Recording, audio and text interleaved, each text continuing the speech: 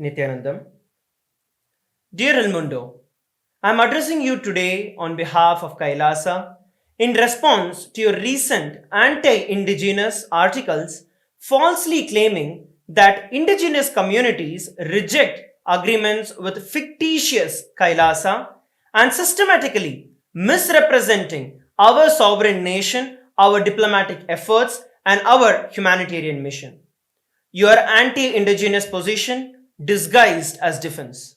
Before we address anything else, we must highlight here the most disturbing irony in your post. While claiming to defend the indigenous communities, you are actually arguing that the indigenous rights should be stripped away from the indigenous peoples of Bolivia. Your entire narrative focuses clearly on delegitimizing the rights of the indigenous nations to engage in diplomatic relations, a right that is explicitly protected under several articles of the Bolivian constitution, such as Article 30 and many more. The Article 30 guarantees the indigenous peoples the right to self-determination and territoriality. And the Article 30 also ensures that the right to maintain their own institutions. It's profoundly hypocritical to see how you try to position yourself as a defender of indigenous rights while at the same time undermining the fundamental rights of the indigenous communities to enter into agreement with other international partners of their choosing. This anti-indigenous position is not just hypocritical but actively harmful to the very communities that you claim to defend and exploit in the name of the indigenous people defending them. And this is very evident by all the articles that you have made. Let us look at your systematic violation of the various journalistic ethics. Be clear, you have utterly and completely failed to meet any internationally recognized standards of ethical journalism. Whether it is truth and accuracy, you have deliberately omitted the crucial facts regarding KAILASA's legitimate diplomatic relations, our international standing, and the legal exoneration of the Supreme Pontiff of Hinduism in the courts of the United States. This selective reporting constitutes of misinformation by selective omission. Second, independence. Your reporting demonstrates clear bias against the indigenous Hindu communities and our right to self-determination, suggesting external influence and agenda in your editorial decisions. Third, fairness and impartiality. You have presented a severely distorted perspective, deliberately excluding KAILASA's position and the evidences that contradicts your narrative. 4. Humanity. You have been using dehumanizing language, referring to KAILASA as a fictitious nation. This demonstrates a concerning lack of respect for the dignity and the rights of the indigenous Hindu communities and the indigenous people who are there in Bolivia. It speaks volumes that your publication released these defamatory articles without contacting any of us for a comment or verification. As a prominent media outlet, surely El Mundo, you understand that you are responsible for journalism, and every responsible journalism requires to hear both the sides of a story. Your failure to seek our perspective before publishing these articles demonstrates what can only be interpreted as a deliberate intent to misrepresent KAILASA and to incite further persecution against our marginalized community. El Mundo, by publishing articles describing KAILASA as a fictitious nation, while simultaneously reporting on our very real diplomatic agreements, you are engaging in a glaring contradiction that reveals your true intent. You are undeniably responsible for furthering a one-sided disinformation campaign and inciting hate against our already marginalized and persecuted indigenous Hindu community. Now, let me address each and every one of your specific false allegations. Allegation number 1. You make a statement that KAILASA is a fictitious nation that is not recognized internationally. This allegation fundamentally misrepresents both the international law and KAILASA's sovereign status. Let me educate you, El Mundo, about the sovereignty, juridical statehood, and self-determination. First, let me ask you a simple question. Are Taiwan, Kosovo, or Palestine a state? Some would say yes, others would say no. But what is incontrovertibly true is that self-determination is a basic human right that is enshrined in numerous international instruments, including in the United Nations Charter. Another incontrovertible human right is the right to freedom of religion. El Mundo, you are a media house. First of all, you have no official authority or standing to recognize or to deny the recognition of any sovereign nation. You have overstepped in your role in a manner that exposes your bias and your agenda. It's important to note that even the United Nations itself, by its virtue of its own declaration, states very clearly that it is neither a state nor a government, and therefore it does not possess any authority to recognize either a state or a government. As an organization of various independent states, it may admit a new state as its member and accept the credentials of the representatives of a new government, but it very clearly states it does not have the rights to recognize a nation as per their very own mandate. This is a critical fact that El Mundo has conveniently ignored. People with a common origin, history, language, culture, customs, or religion can develop into a nation through the awakening of their national consciousness. A nation can exist even without the universal recognition, and this has been exemplified by various stateless nations throughout the history. Citizenship is not always synonymous with the nationality of a person. The United Nations International Covenant on the Civil and Political Rights (ICCPR) recognized by 178 nations, it declares in its very first article, all peoples have the right of self-determination. By the virtue of that right, they freely determine their political status and freely pursue their economic, social, and cultural development. These are precisely the rights that are being exercised by all of Kailasa's citizens. Kailasa may have fewer formal recognitions compared to longer lasting established states, but that does not deny the people of Kailasa from exercising their fundamental human rights and the political rights of building diplomatic relations and seeking recognition across the entire world. Let us look at Kailasa's juridical statehood. The juridical statehood of Kailasa is legitimate and is recognized as per international law. Kailasa is a sovereign subject of international law, possessing distinctive attributes derived from the Supreme Pontiff of Hinduism's inheritance of the unbroken succession and the revival of 21 sovereign ancient Hindu states and the ecclesiastical Hindu institutions such as the Swarna Pita Swargapura Samrajya Sarvagnya Pitam and the Shamala Pita Sarvagnya Pitam. In addition, Kanchi Kailasa Sarvagnya Pitam and 17 other such sovereign Sanatana Hindu ecclesiastical historical institutions receive customary recognition by the United Nations as per the Vienna Convention on Diplomatic Relations and the Vienna Convention on Consular Relations. In addition to this, Kailasa fulfills all the criteria for statehood that is established in the Montevideo Convention on the rights and the duties of a state. The Montevideo Convention very clearly states 4 important capacities for a state to be recognized as a state.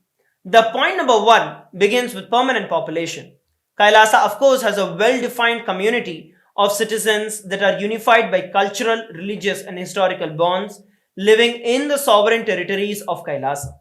Second, defined territory. Kailasa maintains territorial sovereignty that has been gifted by various countries from around the world. Third, government.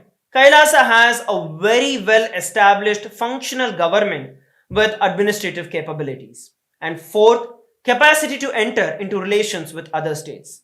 As evidenced by our diplomatic agreements with various indigenous nations, with various municipalities in Bolivia, in other countries around the world, Kailasa actively engages in international relations. The Montevideo Convention on the Rights and the Duties of the State establishes very clearly that the political existence of a state is independent of the recognition by other states. Please be very clear.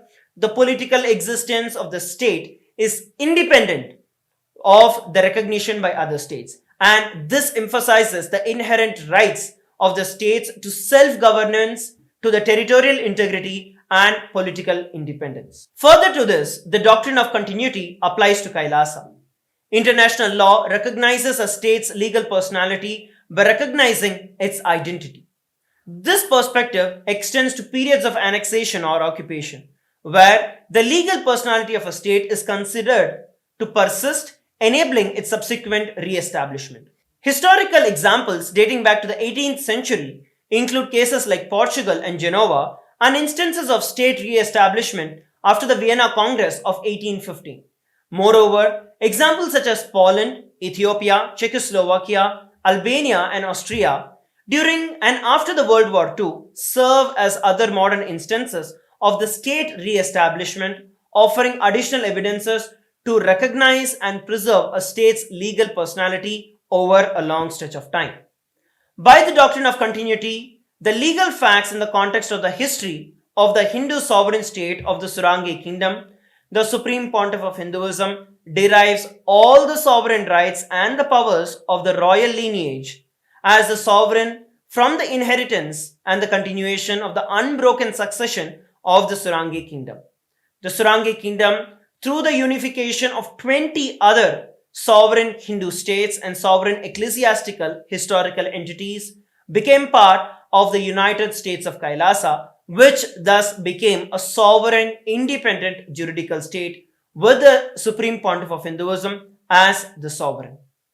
This forms the basis of how Kailasa has been established and the rights that are vested in Kailasa. Let us look at further details about the de jure and the de facto statehood that Kailasa enjoys. The three ancient sovereign states of Kailasa, namely the kingdom of Suryavamsa Surangi Samrajya Sarvagnya Peetam, the Swarnapita Swargapura Samrajya Sarvagnya Peetam, and the Shamalapita Sarvagnya Peetam, possessed all the characteristics of statehood at all times in the history. Although at various times, temporarily, their control of their territory was lost, this does not negate the existence of Kailasa as per the doctrine of continuity in the international customary law, which states very clearly that upheavals and revolutions within a country, changes in governmental forms, the extent of a country's territory, and the measures taken during a military occupation do not affect the existence of a state. As a juridical state, Kailasa possesses an international legal personality, which means that it can enter into treaties, join international organizations, and raise claims in all the international courts. Such ancient history illustrates that the constituent sovereign nations and the entities of the United States of Kailasa has well-known international legal personality at various given times, possessing both de jure and de facto statehood, and their revival as Kailasa continues to do so today. Your attempt to strip Kailasa of its rightful recognition demonstrates a very troubling disregard to the right of self-determination of the indigenous peoples, a right that is explicitly protected by the international law, including the United Nations Declaration of Rights of the Indigenous Peoples. Let us look at the second allegation that is placed by you. You say that Kailasa engaged in illegal land transaction for financial gain. This allegation fundamentally mischaracterizes the nature of our agreements. Kailasa did not seek to purchase or own any indigenous lands. These were lease agreements and were collaborative conservation partnerships that explicitly respect the indigenous ownership and their rights. The agreements include the support for environmental protection and sustainable management, preservation of indigenous knowledge systems, humanitarian aid and development assistance, cultural exchange and promotion of indigenous rights. These are not transactions but partnerships that benefit the indigenous communities while preserving their autonomy and their land rights. Our agreements with the indigenous nations include the explicit clause state quote-unquote payment effectuated after ratification by the competent authorities. This ensures full compliance with the Bolivian law and to follow the laws of the state. These are conservation partnerships, not territorial claims, and these are endorsed by the indigenous leaders who retain their authority and sovereignty under the Bolivia's constitution. Moreover, these agreements do not threaten Bolivia's sovereignty in any way. We are deeply respectful of Bolivia's territorial integrity, and the Bolivian constitution itself guarantees the right to the self-determination and the autonomy of the indigenous people. Our partnerships are fully aligned with these constitutional principles. Unlike extractive industries that have historically exploited the indigenous lands for profit, KAILASA's approach centers on supporting the indigenous communities and their own development, their vision, while helping preserve their cultural and environmental heritage. You go on to say that KAILASA attempted to negotiate illegitimate thousand-year contracts. The time frame of conservation partnership reflects our long-term commitment, and that is needed for effective environmental stewardship. It's not an attempt to control land. Long-term conservation agreements are standard global practices and are recognized internationally by the environmental law. Moreover, all these agreements contain explicit clauses respecting and complying with the Bolivian law. Furthermore, Bolivian constitution states very clearly that the integrity of the indigenous territory is recognized, which includes the right to maintain and develop their own forms of economic, cultural, and spiritual life. We are very clear that we have honored this integrity rather than undermining it. The economic components of our agreements were not payments for land, but investments into the community for development, for the environmental protection, for their cultural preservation. These resources would be managed by the communities themselves according to their own priorities and the governance structure. Meaningful environmental conservation requires long-term vision and commitment, and our agreements reflect this in reality. It is not any desire to quote-unquote control indigenous territories. You move on to say that KAILASA promoted foreign religion contrary to the indigenous traditions. The allegation reveals a profound ignorance of both KAILASA's mission and the indigenous Bolivian culture. KAILASA promotes religious freedom and respects spirituality of all traditions. We never sought to impose religious practices on any community. Moreover, many indigenous Bolivian communities practice spiritual traditions that include elements of cosmic harmony, respect for nature, and the recognition of divine manifestations. These concepts are entirely compatible with the Hindu spiritual perspectives. The allegations that indigenous communities cannot engage with other traditions itself is a contrary and is a colonist perspective that denies their agency and their intellectual sovereignty. The Supreme Pontiff of Hinduism has made extraordinary contributions to these indigenous civilizations worldwide and serves as the emperor for the 21 ancient kingdoms. The work of the Supreme Pontiff of Hinduism has focused on preserving the endangered knowledge systems, supporting the sustainable development, and protecting the rights of the indigenous people. KAILASA, under the guidance of the Supreme Pontiff of Hinduism, has extended our humanitarian grants to over 100 nations, supporting critical initiatives including environmental sustainability, forest conservation, poverty alleviation, women and child empowerment, free education, and so on. These contributions represent our unwavering commitment to the indigenous welfare and sustainable development.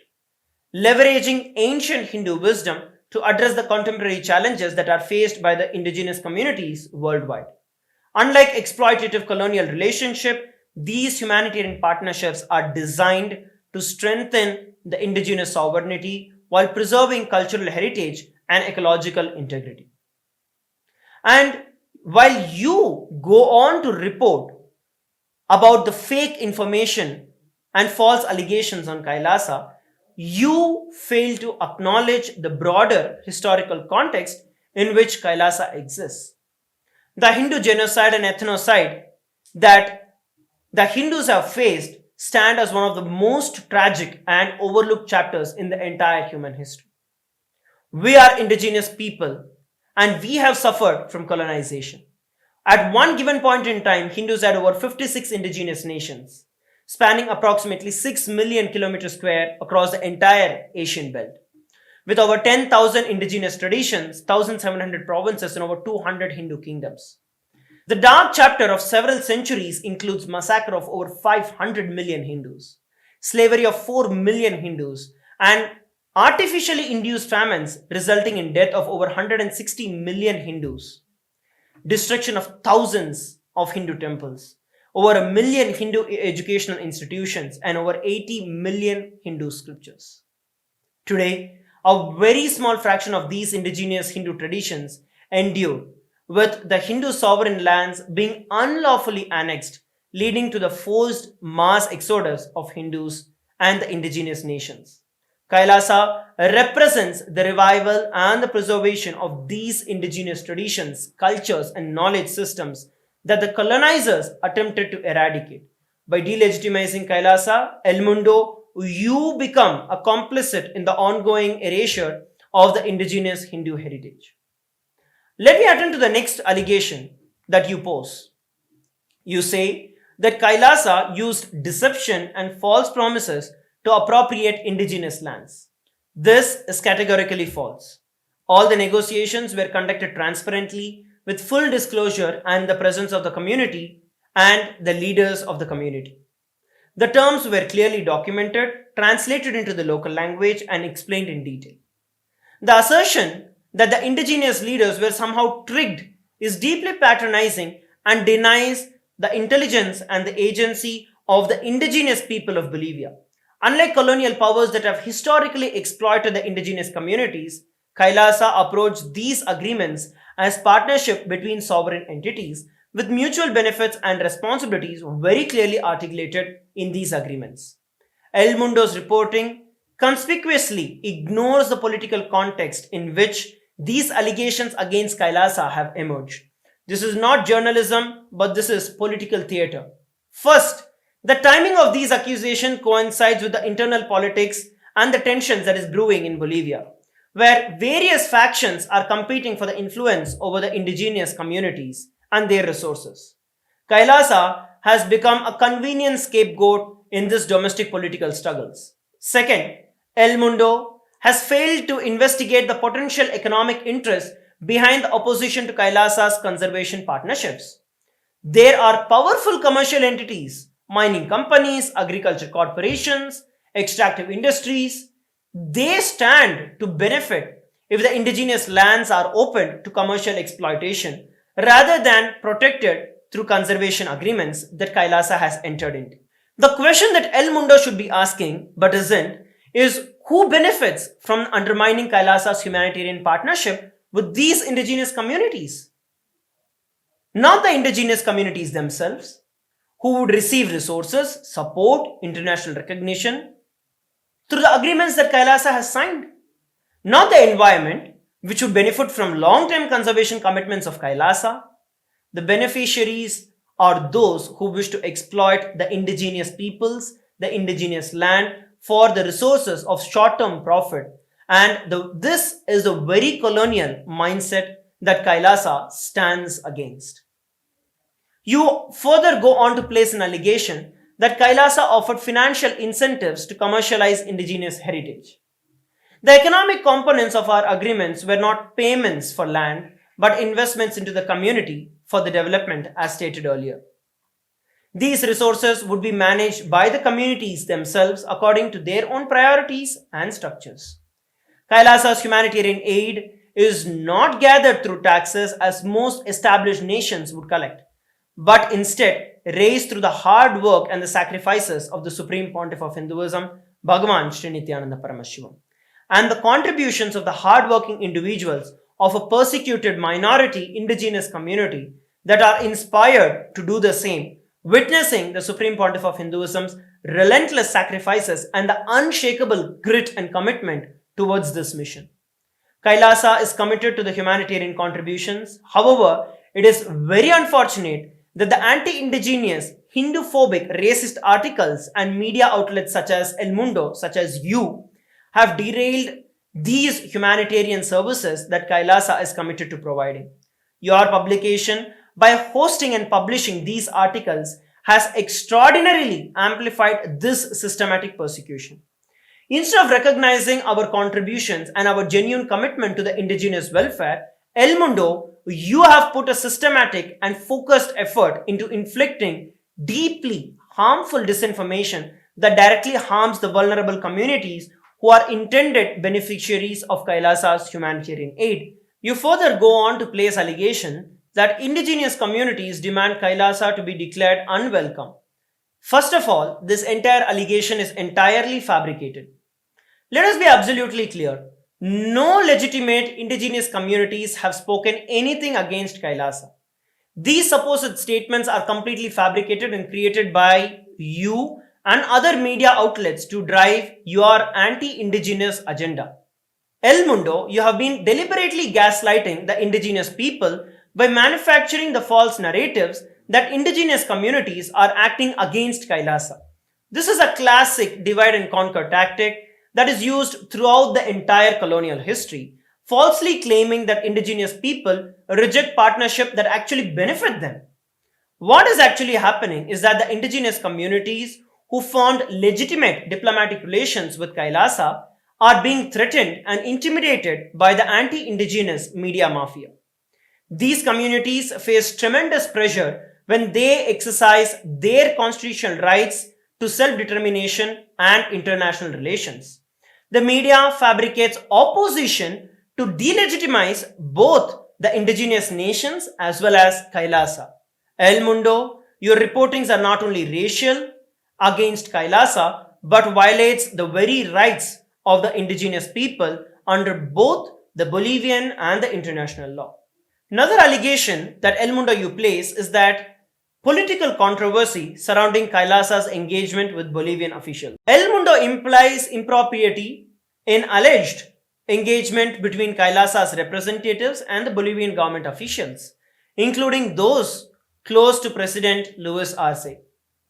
This institution deliberately politicizes the legitimate diplomatic outreach, which is precisely how nations establish diplomatic relations throughout the world. What El Mundo maliciously frames as controversy is actually the standard diplomatic protocol that is followed by every sovereign nation around the world that is seeking to build international relations. The deliberate mischaracterization reveals El Mundo's true calculated attempt to undermine the legitimate diplomatic processes which involve the indigenous nations like Kailasa.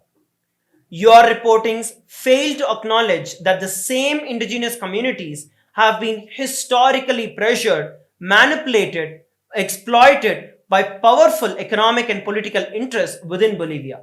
Yet, El Mundo shows absolutely no interest in investigating any of these systematic patterns of exploitation. Moreover, El Mundo completely ignores the defamatory treatment of the Supreme Pontiff of Hinduism in your reporting. In conclusion, we demand a sincere apology for the blatant inaccuracies that are represented in your articles and publication. A correction or clarification acknowledging the false information and providing the accurate details about Kailasa is imperative to rectify the harm that you have caused. More than 5 major corporate houses such as the Washington Post, MSN, The Week, Outlook Magazine, Dilamalar, and Sixth Italy have removed their Hindu-phobic and defamatory articles that carried similar disinformation against the Supreme Pontiff of Hinduism and Kailasa. We expect El Mundo to follow suit and rectify the harm that you have caused through your irresponsible reporting. Your role as a responsible media entity obliges you to act in the public interest and uphold journalistic integrity. We anticipate your prompt cooperation in setting the record straight and in doing so, ceasing the perpetual continuation of the harmful narratives that are being spread by you against the indigenous community. We are open for further discussion and to provide additional information to facilitate accurate reporting. The question now is whether El Mundo will choose the path of journalistic integrity or continue to participate in the systematic persecution of the indigenous communities and the indigenous Hindu communities. The world is watching, the history will judge, truth will prevail. Thank you for your immediate attention to the matter. We expect a resolute and corrective response. Thank you, Nityanandam.